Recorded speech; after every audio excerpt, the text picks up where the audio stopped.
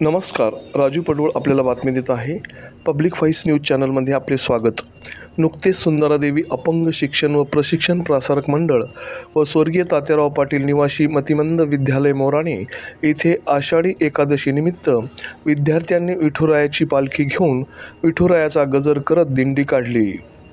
यावेळी संस्थेचे अध्यक्ष शिवाजीराव साळुंके, शुभम साळुंके, रुपाली साळुंके, सुकन्या साळुंके, छायाताई साळुंके, विद्यार्थी व शिक्षकांची उपस्थिती होती।